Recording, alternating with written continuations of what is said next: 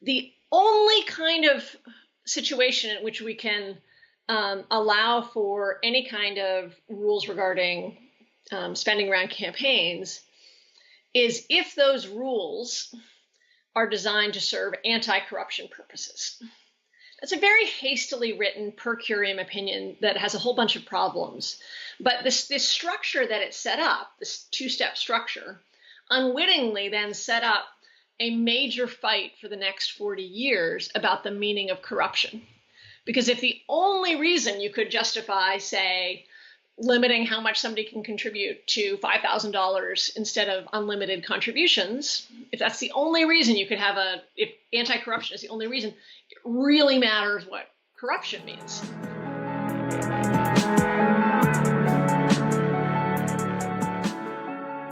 Welcome to the Political Philosophy Podcast. My name's Toby Buckley. If you're joining us for the first time, welcome. This is only our second ever episode, so it's a new project. It's been very, very exciting so far, getting it off the ground. And before we get to anything else, big shout out of gratitude and appreciation for everyone I reached out to who shared this or invited friends to like our page. Really, really grateful. We were able to have a pretty successful launch on Facebook, so that's awesome. If you haven't joined us before, the purpose of this podcast is to dig deep into questions of political values, political ideas, to look at their history, how they got to be what they are today, and then to ask, what does that mean for us? What does that mean for who we are and how we live our lives? Every week, this show will be bringing you an interview with a prominent philosopher or a public figure where we really get into the meat of some interesting questions. Now, last week I did promise that I would have a full lineup of everyone coming on the show. So real quick, just before we get to today's episode, let me run that down. Next week, I will be joined by Professor Michael Frieden, who is generally regarded as the world's leading scholar of political ideologies. We're going to talk about political thinking, political ideology, and the politics of silence. The week after that, I will be joined by Kellyanne Mendoza, who is a lifelong human rights activist and campaigner. He was formerly field director of Amnesty International USA, and we talk about social justice concepts and movements. Professor Cecile Farb of Oxford University, who was our first ever interview, will be coming back on the podcast, and we're going to talk about the ethics and the morality of the death penalty, of torture, and of conduct during war. And after that, I will be talking with Dr. Rupert Reed, who is a Wittgenstein scholar who has also developed a career as a radical environmentalist. He's got his own think tank on that subject, and he's run for office on that platform. And we have a really wide-ranging conversation about the current state of liberalism and where he thinks we need to go from there. As referenced in the first episode, in fact, I'll then be talking with Professor Roger Crisp, who is a moral philosopher at Oxford, and we talk about hedonism and utilitarianism. And then finally, I've been wanting to talk to someone about the relevance of John Stuart Mill today, so I'll be interviewing the author of Why Read Mill Today, Professor John Skorupski, and I'm really looking forward to bringing you all of these conversations. Honestly, if I imagined a list of all of the most interesting people in the world, then these are all names that would be on my list. So if you want to be kept up to date with all of that great content, please like and subscribe. You can follow us on Facebook and Twitter, and the links to all of that are on our website, politicalphilosophypodcast.com, just politicalphilosophypodcast.com, all one word. Before any of that, though, it is my absolute pleasure to introduce the second ever guest to the Political Philosophy Podcast, Professor Zephyr Teachout. Zephyr is a professor of law at Fordham University. She's been a gubernatorial and a congressional candidate, and is probably most known as an anti-corruption campaigner in American politics. She's also just a really cool person, as you'll hear. So just a quick introduction before we get into the interview. Zephyr graduated Yale with a BA, and then actually got 2 degrees simultaneously from Duke, a JD and an MA in political science. She's now associate professor at Fordham Law School, and she's the author of Corruption in America, from Benjamin Franklin's Snuff Box to Citizens United. In 2004, she was the director of internet organizing for Howard Dean's presidential campaign, and in 2009, she helped found the Antitrust League. So I first got to know Zephyr in 2014 when she ran for governor of New York. She challenged the incumbent governor Andrew Cuomo in the Democratic primary. I was actually working in state-level politics at the time myself, so I got to interact with her a little bit at the time, and the context of that race was she was mounting a progressive challenge to a very centrist, some would say even conservative, incumbent Democratic governor, who was also a prolific fundraiser. So in spite of being outspent 40-1, that's 40-1, Zephyr came in with a really strong showing and actually finished with 33% of the primary vote, which was something that really surprised a lot of political observers at the time. She was also a candidate for New York's 19th congressional district, which has been a Republican district for quite some time now. She was one of the few Democratic congressional candidates to endorse Bernie Sanders in the primary, and this was a favor he returned. She was one of the first candidates he endorsed, and he actually came up to New York to campaign for her. She ultimately lost that race, although, again, by a much smaller margin than has been the case in that district historically. And currently, she's involved in a lawsuit suing the Trump administration over conflicts of interest and taking money from foreign governments, essentially. Zephyr, if you like her message here, she's made a whole load of media appearances. She's pretty much a regular on TYT, The Young Turks. She's appeared on C-SPAN, MSNBC, and there's a pretty cool segment of her on The Daily Show. In this conversation, we talked about her lawsuit, we talked about impeachment, and we got into the history behind Citizens United and the history behind how we end up in this moment with so much money in our political system. We then really get down to what this means for us. How do we as people of the left think about ourselves as Americans and as citizens? And I actually got a lot from this conversation. There was a moment towards the end where Zephyr, you'll know it when it comes up, where Zephyr absolutely blew my mind with something in a way that's going to change not just how I think about this, but my political behaviour, actually. So this was a really valuable conversation for me, and I hope it is for you too. And that was a little bit long as a preamble. Hope you'll forgive me. Now it is my absolute pleasure to present to you Zephyr Teachout.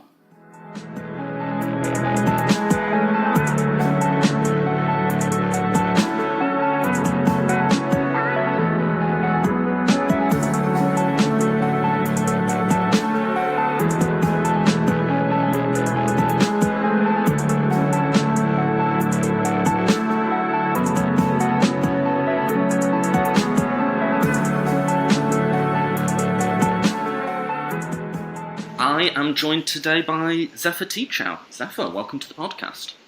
Hi, I'm thrilled to be on. And congratulations, you've just launched this recently, is that right? Yes. Well, congratulations. Thank you. So for people who haven't heard of you, how would you, I'll have introduced you before we get to this point, but how would you describe what you do these days? I am an associate law professor at Fordham in New York City. I'm very involved in politics in New York. I ran for governor 4 years ago. I lost. Although we did make a pretty strong showing against an incumbent governor. And then I ran for Congress 2 years ago and lost in a fairly close race. And I'm since then I have, as I always have, been very involved in both in local politics, in political organizing. So. And you're involved in a lawsuit to do with some of the conflicts of interest with the Trump administration, right?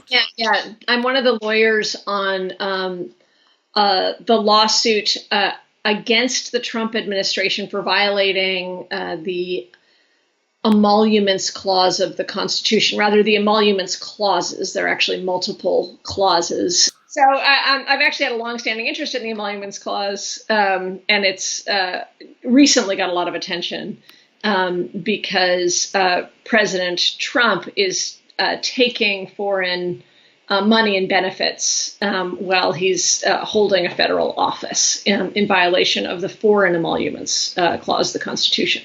So we represent competitors to President Trump's hotels and other companies who are suing the president for taking foreign money in violation of the clause. One of the things, I'm not an expert on like the financial side of this, but one of the things that's kind of amazing about this is that it's ongoing.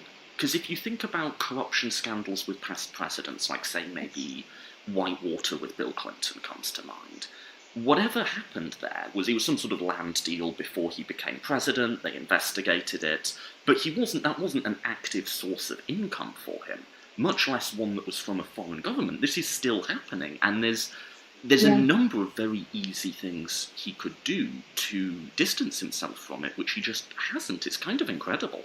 Well, it is, and it's profoundly destabilizing. So it's a problem, both just the mere fact of having a president in ongoing violation of a central clause of the Constitution is itself destabilizing, regardless of the clause, right? It's a kind of thumbing the nose at law and the rule of law. And then it's also destabilizing in the sense that it calls into question every trade and diplomatic decision that the administration is making. For instance, the President of the United States is getting rent, essentially, from the government of China. One of the largest tenants in Trump Towers in New York City is the Commercial and Industrial Bank of China. So they are paying their rent, which is going into Trump's pockets, while we are engaged in really critical and sensitive negotiations with China on both military and diplomatic matters. And so it calls into question every one of those choices. It puts a question mark next to them saying, is this because of or influenced by the personal financial relationships that Trump has instead of his view of foreign policy, however misguided? Like there's a separate concern that Trump is incompetent, reckless, careless, poorly ill-informed. All those are very serious concerns. But this is a different kind of concern, a concern that his judgment is being corrupted. And I'm a Democrat. I'm a populist progressive Democrat. And I think one of the things that is really important, and we have been missing, is that much of the response to Trump has been personal, about his very serious personal failings. Our lawsuit is not personal. It's about his violating the Constitution. But separate from that, as citizens, I think one of the responses we ought have is structural. So, for instance, after Watergate, one of the responses on the left was to say, now we have to rein in the imperial presidency because what Richard Nixon showed is not merely that Richard Nixon is a crook, but he showed that we had really given too much power to the presidency. Now, several decades later, the power of the presidency is many times greater than it was in the 70s. And I think it is time, and sort of past time, for Democrats to see this moment not merely as an anti-Trump moment, but as a time to really rein in presidential power that has gotten out of hand. Yeah, I mean, this is the test case where, those of us who were opposed to, say, Obama-era programs or, in terms of government spying, drones, stuff like that, the argument we made was even if we trust Obama with it, what happens when Sarah Palin is president? And actually we got someone even worse than Sarah Palin. As a random... It's an ongoing fantasy by some elites that Trump is a real aberration. Like he really is a unicorn, as opposed to him being both a result of serious problems in our democracy that we have to fix and can fix, and also not a unicorn. Sort of getting rid of Trump with changing none of those structural issues would likely lead to somebody different but similar to Trump in other ways. So that. One shudders to think of someone who had Trump's ideology but actual intelligence and competence to back it up. He's really not that competent, and is able to do amazing damage without that.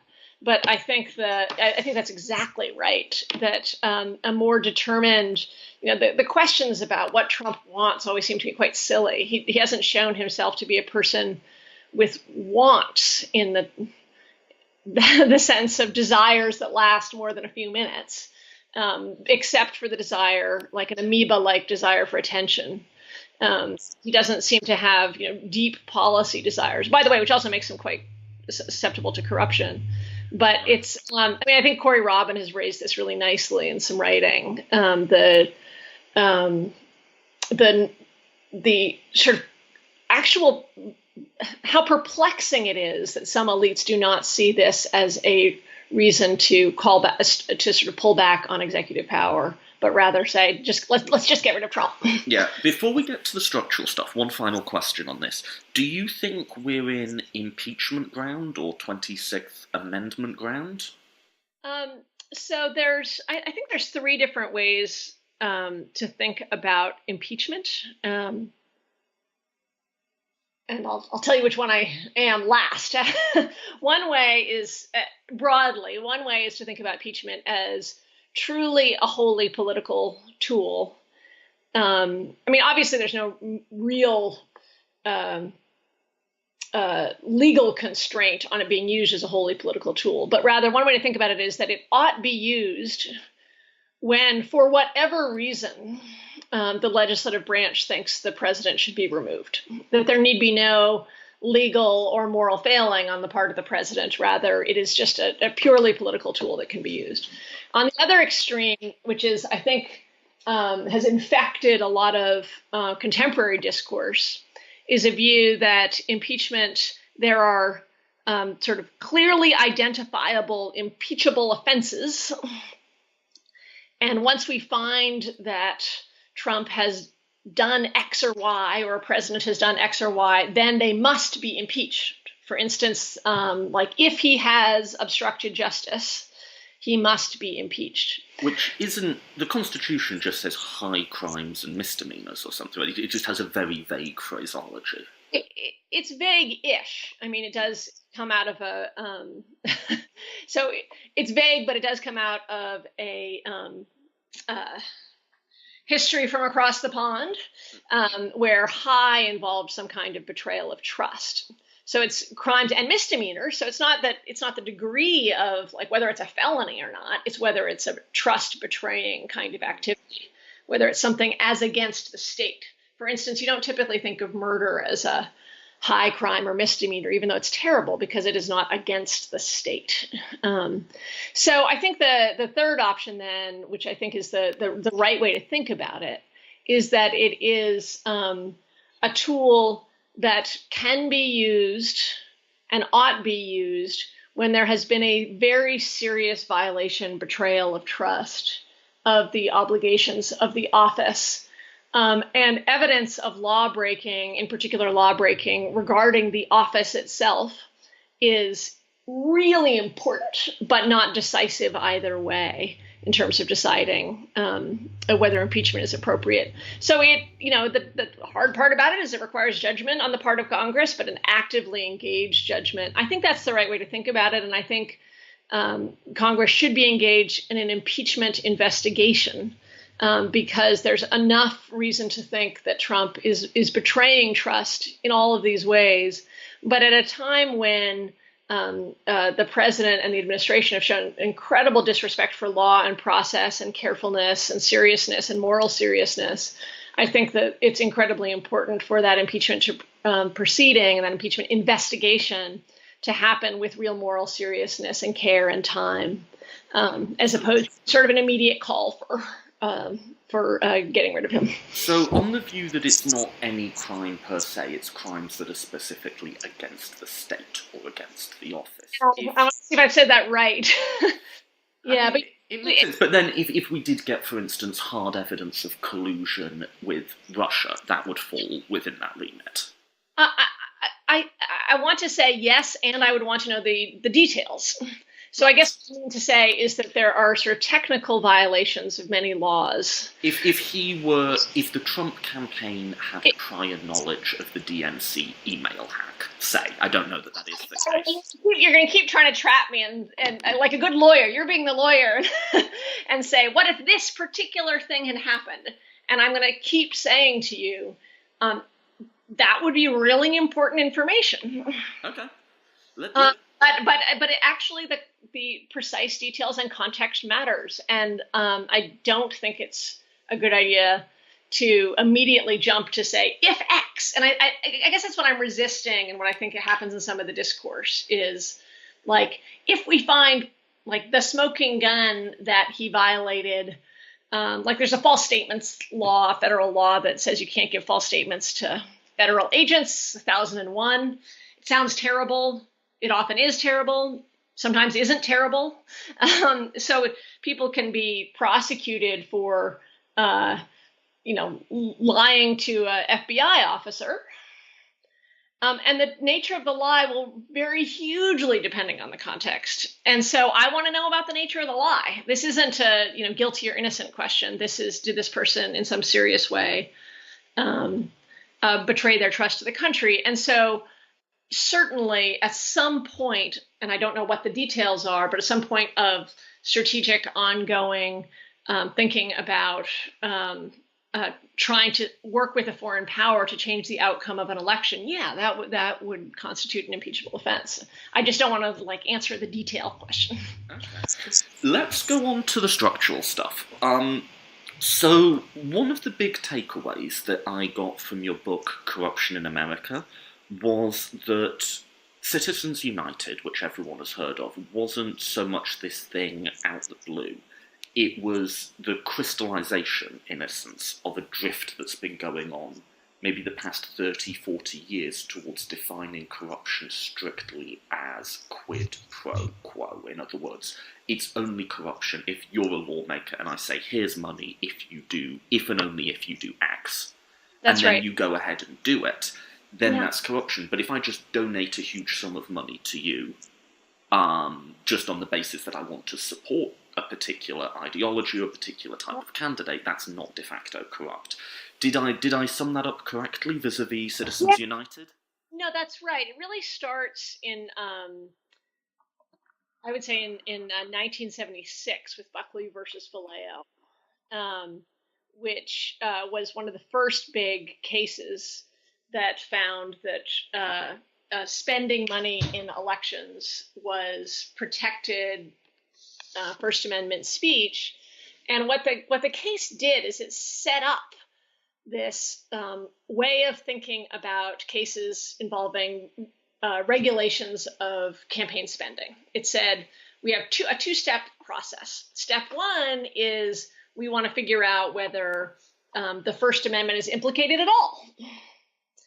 And then if the First Amendment is implicated, the only kind of situation in which we can allow for any kind of rules regarding spending around campaigns is if those rules are designed to serve anti-corruption purposes. That's a very hastily written per curiam opinion that has a whole bunch of problems. But this structure that it set up, this two-step structure, unwittingly then set up a major fight for the next 40 years about the meaning of corruption. Because if the only reason you could justify, say, limiting how much somebody can contribute to $5,000 instead of unlimited contributions, if that's the only reason you could have if anti-corruption is the only reason, it really matters what corruption means. So the court sort of wandered into a political philosophy fight, I think unwittingly, and then you see these 40 years of fights about what is and is not corruption. I think it also led to a lot of academic dishonesty. That was the other thing I got from your book, and I did a little bit of research on this generally, is if you sort of have this idea that Supreme Court decisions are referencing all of these precedents all the way back to the founding of the Republic. They're sort of just pulling it out the air, right, as far as a lot of this stuff goes. It's that they say, this is the thing, this is the principle, this is corruption, and then they define what corruption means. But there's not as much behind it as you might expect, or am I being uncharitable? No, well, I think being uncharitable is correct. For instance, one of the things that really gets me worked up in the book is this shift to start defining corruption.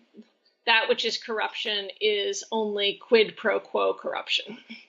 So I say that to you, and if I said that to any group of people would probably nod their heads. It sounds Latin, it sounds very serious. It sounds like it comes from somewhere, right? Well, of course, quid pro quo, or maybe not of course, quid pro quo does not show up in corruption law before the 1970s. It's just not part of corruption law. It's a central part of contract law, expressing the idea of the relative equality of exchange. I give you this in exchange for that. It actually enters the corruption lexicon not through state court cases trying to deal with bribed local officials, but through the Supreme Court, which just has this sort of introduces quid pro quo corruption and then refers to it persistently for the next 30 years as if it's an established thing. And you'll talk to people, even people who disagree with Citizens United, have a sense that there is a long tradition of understanding the core of bribery law as being about quid pro quo corruption. And they use quid pro quo as if it has always been a sort of language set tied to corruption. It hasn't.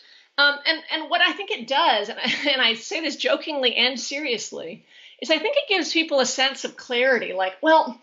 Just using the Latin makes you feel like there's clear boundaries. If you've got a Latin phrase, it obviously must be right? No, I'm serious though, because even those courts that do use the phrase quid pro quo, there's no clear contours of what's quid pro quo and what's not. And so, as one of the Supreme Court, or one of the circuit courts quipped, all quids are not made of the same stuff. You'd actually see in federal bribery law, which has in the last few decades incorporated the language of quid pro quo from the Supreme Court, not from statutes. There's been a huge range of different ways to think about what constitutes this very specific sounding, but in reality, confused sounding, in reality, hard to apply phrase. And the reason that matters is that some of the argument in Citizens United and precursor cases is most noticeable in a 2007 case when Sandra Day O'Connor, the last person with real political experience, had just left the court. Suddenly, corruption law changes after she leaves the court, and I don't think it's a coincidence. I think she's sort of the least abstract, really understood what happens in politics. So one thing, just following on from that you mention in your book, is there's a view from the Supreme Court right now that essentially takes it for granted that politicians will be self-serving, essentially. Whereas anyone who's actually been around politicians for any length of time, not universally, but politicians are incredibly ideological creatures, for good or for bad. And I think that people just assume that they're like businessmen, and maybe in some cases, someone like Romney is a businessman and seems to behave accordingly, but actually politicians have really quite deep convictions, sometimes good, sometimes bad. Right. And also, by the way, right, there's an idea of politicians as also far more, speaking of competence, as competent, egotistical, rational maximizers. And in fact, they're far more of a mess for good and ill. And Logical and passionate and full of mistakes and full of opportunities and driven by courage and outsized courage, and all those things come to bear. Now, I do think that once you have a societal vision of politicians as rational, egotistical, maximizers, it can be self-fulfilling, in as much as the sort of culture as a large expects you to serve donors, and then parties start to expect that, and that then becomes a self-reinforcing cycle. But I do think I think the court has different elements in it, but certainly there is an element of the court that has a very thin understanding of human nature and a very thin understanding of politics, and that part of the court was dominant in Citizens United and the precursor decisions. And I think so it both misses the potential altruism and public focus and ideology of politicians, and misses the incredible corrupting power of things that aren't explicit exchanges. So it sort of misses the mark on human nature in two major ways. So let's put a flag in human nature, but let's just try and summarize what we've covered. So basically, the trend from the 70s through to today has been that the only restriction that the court will allow on money in politics is to prevent corruption, but corruption has been defined as an explicit bribe. I am giving you something in exchange for you agreeing to do something else. But one of the things you show, or you sort of bring to our attention, is that there was a very different idea, a much broader idea of what corruption was at the founding of the Republic, and through most of American history, in fact. Could you outline that for us? No. So that's exactly right. And a good deal of the book is focused on a few different parts of the way in which the framers of the American Constitution thought about corruption. One, which is prior to everything else, is just how much they thought about it. That it was seen as a really essential, fundamental, ongoing threat. I sometimes think of it as they saw it as like, this is going to be the game of whack-a-mole we will be playing as a country forever. And we have to always keep alive an alertness to the multiple ways in which self-governing polity can be corrupted. And corruption is the fundamental threat of a republic. And I think that's really important to raise. Maybe that seems obvious in 2016, but in 2010, when I started writing this book, the Supreme Court, I felt like, was often treating corruption like it was like a problem of people stealing too many metal pipes, like a small criminal law problem, not a major structural problem. And one of the, I think, great wisdom of the framing era is this sense that, as Hamilton said, at the Constitutional Convention, we erected every practicable obstacle to corruption.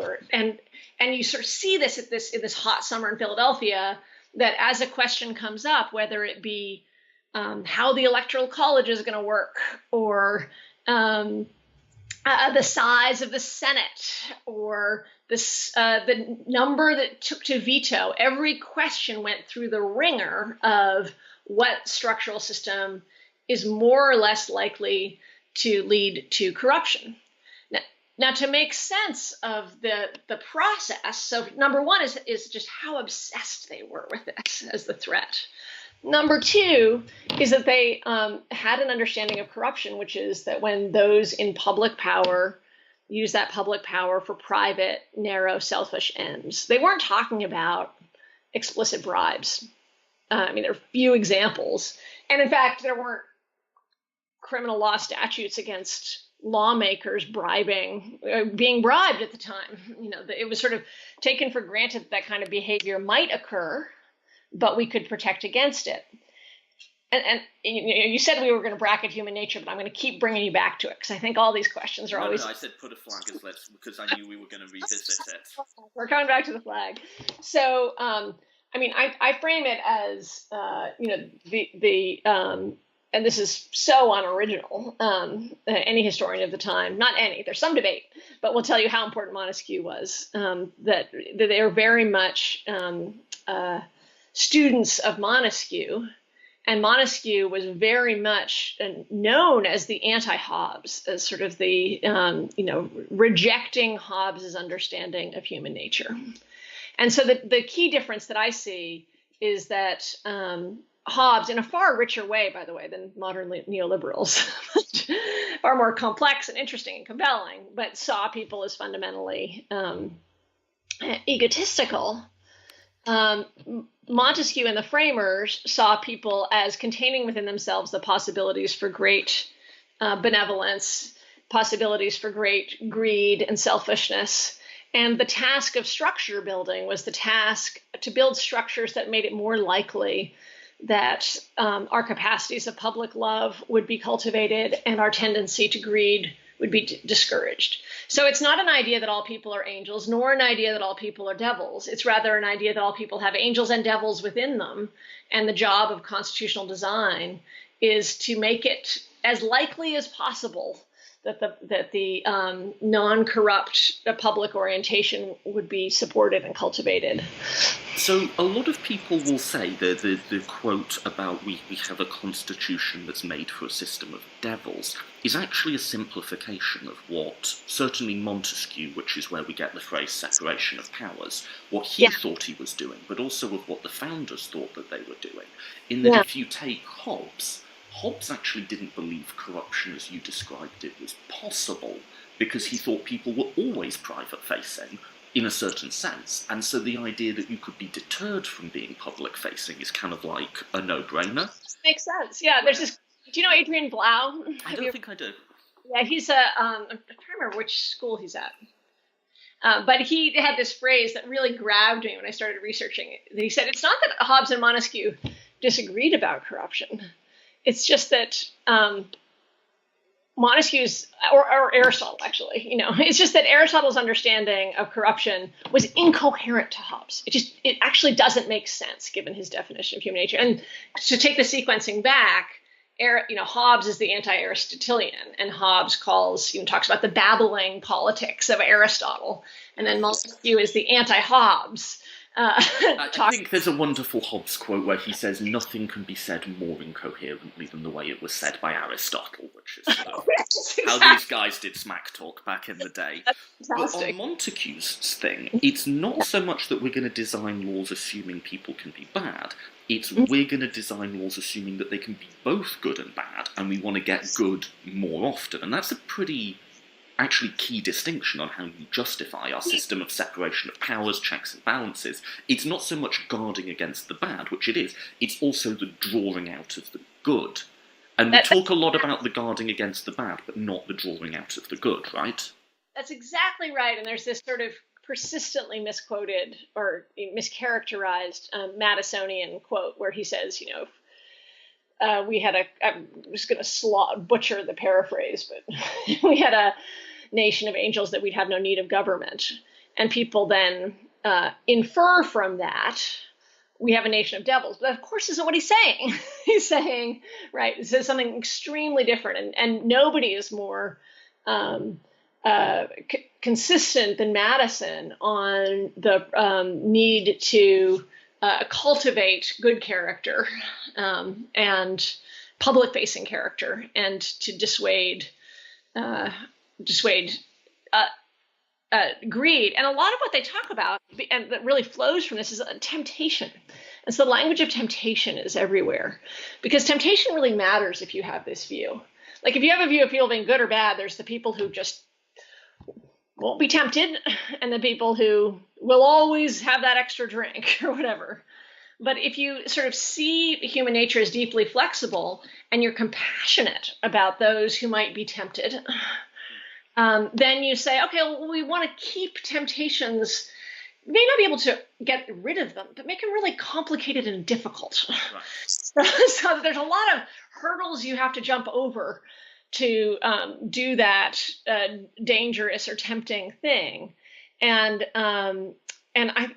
I actually think that it is a compassionate approach, because it's saying we are all subject to temptation. So instead of testing us at all times, why don't we just make it really hard to work for the king instead of working for our constituents? The other thing that comes along with that view, that what a republic is doing is both blocking the bad and also incentivizing the good, is it's not just structures. It's not just there is a law against you taking money. It's like a values and an ethos. So to use an example, I think I got this from one of your talks actually, is I can imagine a situation where I would be purely rational self-interest in it for my own, so like a wage negotiation, say. Yeah. I would not be thinking about what's good for the company there, I would be thinking about me. But then say if I sat on a jury, there's no part of my mind, if I'm deciding whether to sentence someone to prison or not, that will be thinking about my own financial gain. And part of it is, there's no mechanism for me to do that, or there shouldn't be. But the other part is there's a whole symbolism and culture, and like I've watched 12 Angry Men and I thought it was inspiring and all of that, you know what I mean? That's going on, so that even before I get to the structural bit, I've been orientated a certain way by the time I sit on the jury. No, that's exactly right. And it's why, history matters so much, and calling on the better parts of our history matters so much. And a fantastic example. But if you sort of wander into a jury constructed by the ahistorical neoliberalism, you would expect that jurors would be, if not told otherwise, would be sort of sneaking out and seeing how this verdict might affect their stock prices or whatever. Yeah, and you could also imagine in a world conducted by like a pure rational self-interest neoliberal, or as psychologists call them, sociopaths, you would get the best result from the jury by having some sort of financial incentive scheme, whereby, like, the better jurying they did, the more we paid them. But common sense tells you that's just a horrible idea, right? Right. It will only lead to something terrible. And it also, to sort of reinforce your point, it underestimates our capacities when we are engaged in solving a public problem. And one of the sort of analogies that I use in the book is this idea that we, like, as a society, with few minor exceptions, accept as unproblematic and normal the idea that people care profoundly for their family, and that doesn't mean they're self-harming. That they don't. That they will do anything for their family, they'll care deeply for their family and still stay healthy. Like the idea that they can care for others, and that we understand that society has structured ourselves in a way that supports this and encourages good parenting and being, a good spouse and a good member of a larger family unit. And that seems wildly unsurprising to us when somebody puts their child's interests at the forefront. Well, a lot of the ways in which we think about a good public servant are very similar. Like a good public servant is not starving themselves. They're healthy and they hopefully enjoy a glass of wine if that's what they like to do, and good music and friends. But that at the heart of their decision making around their job will be what bridge, what roads, what school system is going to serve the public. I know I am imperfect. I know my information is limited, but I'm going to do everything I can to serve this public. And that emotional state, that orientation of the spirit, is something we're really comfortable with families. And I think historically, certainly in the founding era, and I would argue up to the 1970s, and I would actually argue that, like, man on the street up to the current day is something we expect, rightly expect, of our public officials, and feel betrayed when they don't bring that.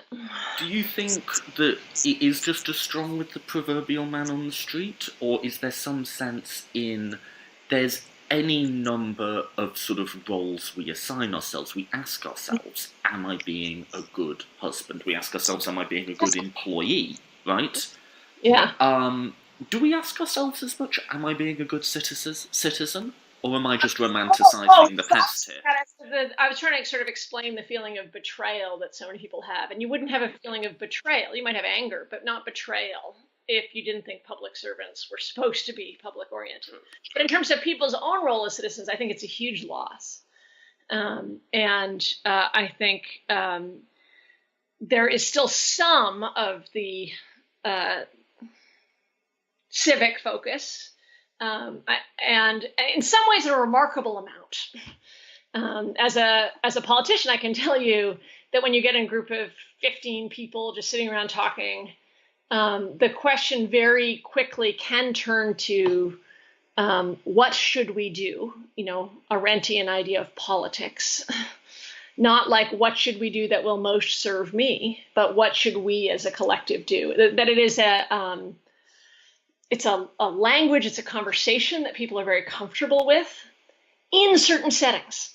Like when you get 15 people together and say, okay, representing this district, or, and I think that's from, hundreds of years of history. And I think that history matters. I think that civic culture is really hard to build, and we shouldn't throw it away that easily. And at the same time, I think we're losing it fast. So how do you view that specifically in the moment we're in on the left, where I view myself as fairly towards that end of the spectrum, but I do see a lot of on the left at the moment a sort of Noam Chomsky view of America, that it was born in slavery and genocide, and it's been all bad all the time since then, right through to the present. That we were talking about this before we came on. The market is an exploitative and evil force, right. And all of those things, of course, have those qualities, but they see no upside to it. And I think, in the view of many of my fellow lefties, the end of the America and the end of capitalism would be a thing to be welcomed. And I can't quite avail myself of that view, but I also can't avail myself of the chest-thumping patriotism on the other side. How do we... Those aren't the only two options, and this... One would hope. So I have so many responses to that. Where to start? I think that's not inaccurate for some parts of the left, and it tends to make me really mad. So maybe first I should say where I come from. I'm a Langston Hughes patriot. Okay. Langston Hughes, in this amazing poem, Let America Be America Again, in the 1940s, writes this, I think, really powerful exhortation about a relationship to history, where he says, let America be America again, let it be the dream the dreamers dreamed. America was never America to me. And then he goes on and talks about what the dreamers dreamed, that no man would be crushed by one above. And then he says, and often actually it stops, the quotation stops with, America was never America to me, which fits into the story you're telling. But that's not where Hughes goes. Where Hughes goes is, I promise America will be. And what I think he's doing is it's a beautiful poem, but he's also rejecting two different versions of history, both of which are extremely toxic. One is, it was perfect before, and we should try to regain it. I don't want to live in the 1850s. I don't want to live in the 1950s. This is terrible. If nothing else, the phrase surgery without anesthetic should, kill any desire for that. Right. But also he rejects the radical rejection of the better parts of American history. And I won't speak for Hughes, but I'll speak for myself, is that to some degree, I think, and this is where my own frustration comes from, I want people to understand how bad it can get, what a totalitarian regime looks like, what it looks like when you really don't trust, even imperfectly, property rights or each other, or don't believe that even imperfectly you can touch the levers of power, what it feels like if you close the window because you're worried that you'll get arrested if you speak negatively about the king.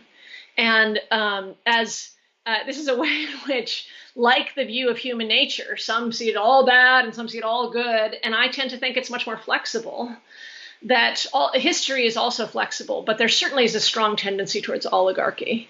And that the rejection of a tradition that has extraordinary egalitarian strains within is incredibly dangerous. It's like bombing Libya and expecting that Libya will suddenly become a democracy. So I think that rejection, this is the way in which I am a deep small c conservative, that rejection can be extremely careless and selfish, quite honestly. Yeah, and I think when you view the world as so oppressive and so bad, and I don't think either of us are denying many of the grave injustices in America today, but when you view it as that bad, you kind of close a door mentally to it getting worse. And there's no law of history that says the American Republic will survive. And most experiments like that, actually the historical odds are against us. 100 years, right? Yes. So I think, right, I think it actually betrays either cruelty or a real naivete about how bad things can get.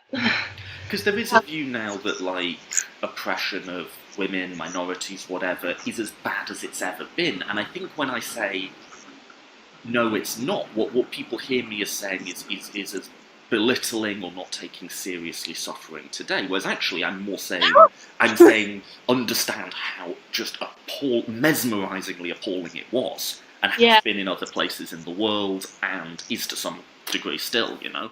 I think one of the greatest American leaders today is a guy named Reverend Barber, who, openly scoffs at anybody saying this is the worst it's ever been. It's like, come on. You just look at, like, 1963 in the South, and you tell me this is worse than that? Like, there's so many times that are so much worse. Look at 1899. Look at, there's so many times that are so much worse.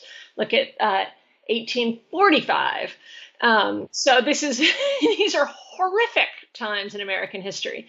And I think it's hard but necessary to both acknowledge the horror and pull out the wisdom that accompanied that horror. Unless you have a sort of deep and I would say naive progressivism that the arc of history bends towards justice all by itself. And if we just sort of get out of the way, and I actually think that a lot of my generation, I'm probably 15, 20 years older than you, a lot of my generation, left and right, was overly influenced by the fall of the Berlin Wall, which led to a kind of 11-year triumphalism. There's a phrase which really irks me. I've worked on a lot of social justice issues like gay rights. Obviously, I've been very passionate and done work on sort of anti-racism and so on. And there's a phrase that is always meant well, but it kind of annoys me, is be on the right side of history, which is like that there is a side of history to be on. Oh, that's it. Yeah, why does it annoy you? Well, because it assumes that it's inevitable. It assumes we're going to just, we're going to get to the place where we just erase homophobia and racism and sexism and whatever. And we can. I do think, maybe not in our generation, but where do you want to be in 500 years? You can imagine a world, but you can also imagine a world where a nuclear bomb goes off over Manhattan tomorrow, and then that's just a complete descent. No, it's one of my pet peeves. It's not quite as strong. And I understand why people use it. So I think pet peeve is the wrong. It's just a noticing. Is that people use the phrase still all the time, or even in. Like, even in it's 2018 and people are still X or Y. Right, because it's the same concept of, this historical... Very Hegelian, like we are, this is... And Fukuyama was much smarter than his stereotype. But it is this idea that we're moving towards a stable state. And I think we can absolutely, I think we can live in a society where we have where we beat homophobia, where we have maybe not absolute conquering racism, but really substantially changed structural racism and attitudes towards race, all those things. And I believe that will not be a steady state. Right. If there's one good thing I could say for Trump, one good thing, I've always held this view that the myth of progress is just that, but I think at some level, subconsciously, some sort of like Fukuyama-type thesis was residing in my bones. And then when you get that year where Trump wins and Brexit wins, I was quite alarmist, and it did, the worst has not happened yet, but it did really feel like sort of capital H history reawakening, Right. And it really just shook me. It was like, no, at some sense I was assuming a stability to the American Republic and sort of constitutional representative democracy that's chimerial, that isn't there. Yeah, you know?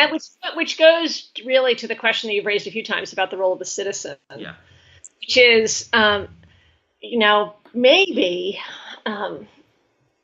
unless you're Hannah Arendt, who I'm very partial to, but maybe it would be great to be in a world where citizens didn't have to work that hard. But I just don't think that world's ever going to come around. Like that that it is a persistent job, and that we can live in much better and much worse times. That both of those are possible, but the much better times do require that not only elected officials, but that people take themselves as stewards in a very serious way, in a way that they take their job as a jury. Yeah, so can we close with that as an idea? We're not just on the basis of this conversation suddenly going to change the structure of the American government. I mean, maybe, but one can hope. But what, if we do get a good audience for this, what can people do just more like in how they think about their role, how they think about themselves? What cognitive shift would we be advocating for people in their role as citizens? I guess firstly, the first thing I'd say is think about your role as a citizen. Right. In the same way as you think about, am I a good employee? Yeah. Don't take being a good citizen less seriously than being a good employee. But what else? Do you have anything to build on? No, I think that's absolutely right, and really hard. Because I think to be a good citizen, and I actually take your point, is that there's multiple ways to be a good citizen. There's not just one way. But for a society to survive, you need a lot of citizens who are engaged in local politics. And that doesn't mean that you can never engage in the most exciting Senate race in the world that's 10 states away, or in the National Day of Action that is an incredibly important political statement.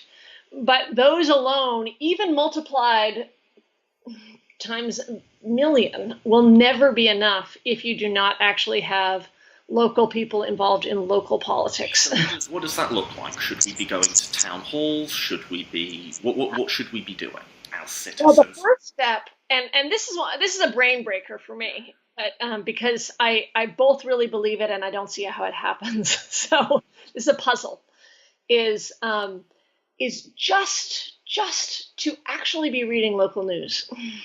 Right. And like actually choose to seek that out. And you shaking your head. No, I guess shaking my head. Sorry, people who are just listening to the audio, because I'm realizing I'm guilty of this myself. Like, the ratio of like national news to local news that I consume it's got to be in the high 90s, right? Absolutely right. So we sort of all are expecting somebody else to do the local work.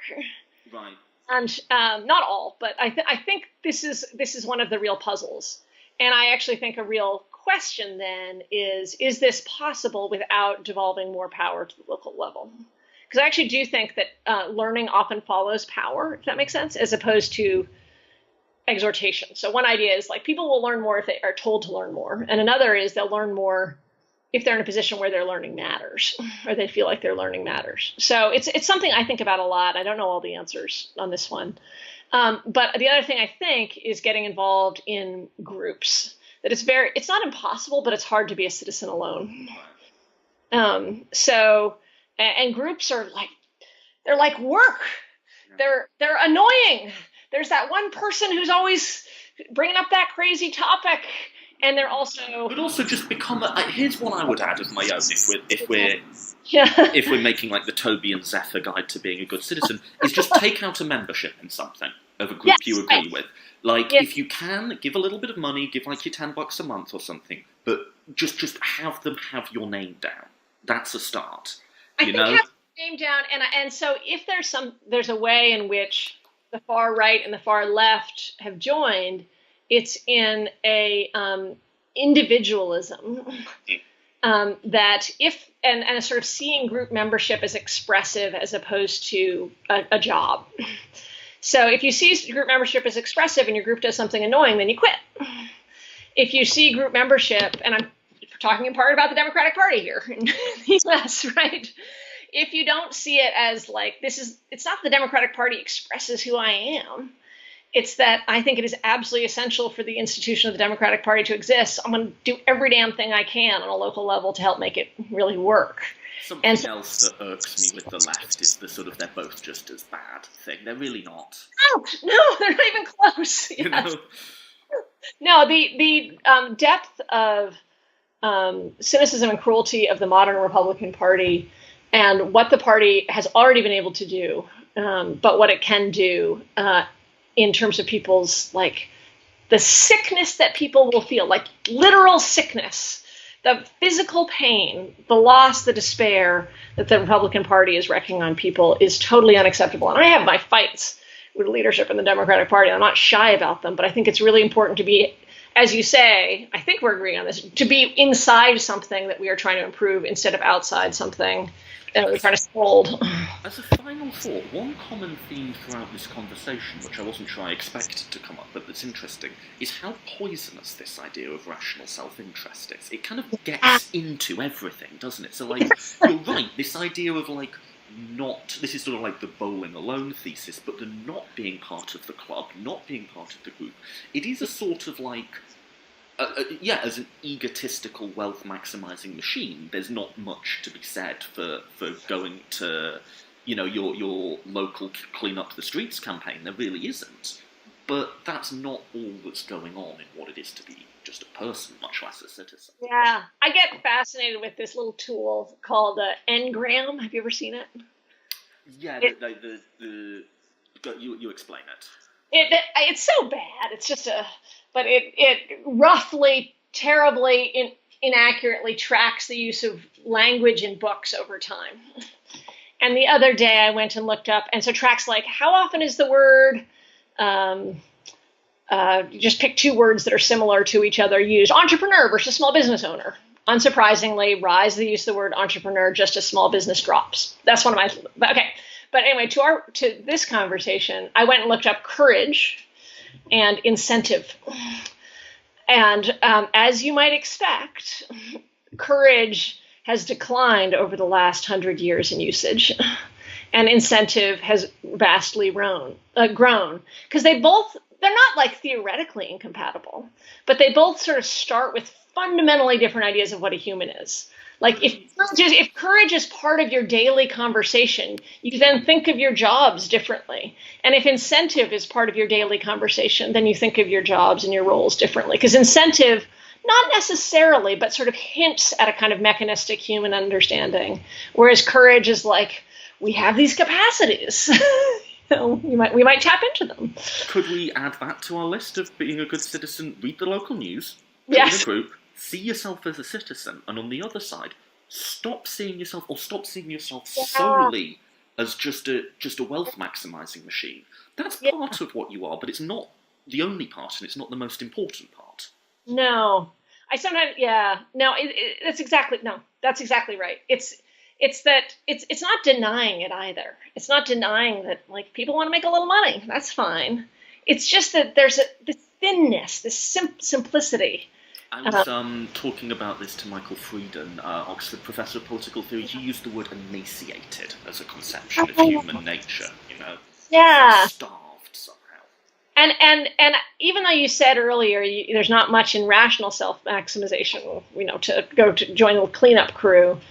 There is a kind of flourishing and satisfaction that comes over time, but that's not why you should do it.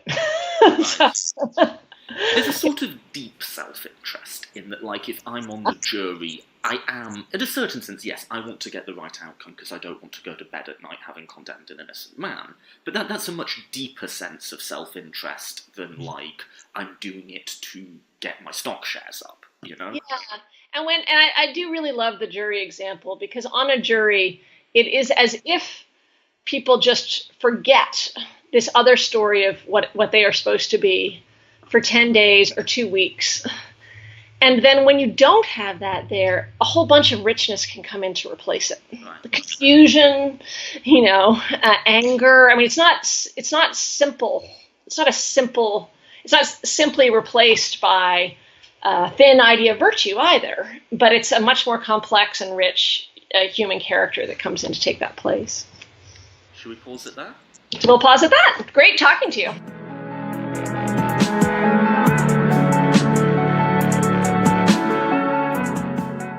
Thank you, dear audience, for listening. I hope you enjoyed the show, and if you want to follow Zephyr, you can do so on Facebook and Twitter. It's just at Zephyr Teachout for both. On next week's show, I will be joined by Professor Michael Frieden. Michael Frieden is generally regarded as the world's leading authority on political ideologies. He's the author of almost 24 books on that subject, as well as the history of liberalism, on human rights, on social theory, on many topics, and we discuss his latest book, The Political Theory of Political Thinking. And in the show, we ask one deceptively simple question. What is politics? What does it mean to say that you're thinking politically, as opposed to thinking socially or psychologically? Not as easy as it sounds, right? So if you want to hear that, like and subscribe. My only request of my audience would be, if you are enjoying the show, or there's a particular episode you really like, please share that episode as they come out. We're a new project in search of an audience, so anything and everything you could do to help us find that audience is much appreciated. With that, thank you again for listening, and I'll see you next week. Or, well, I won't see you, but you'll hear me. You know what I mean. Join us next week for Professor Michael Frieden.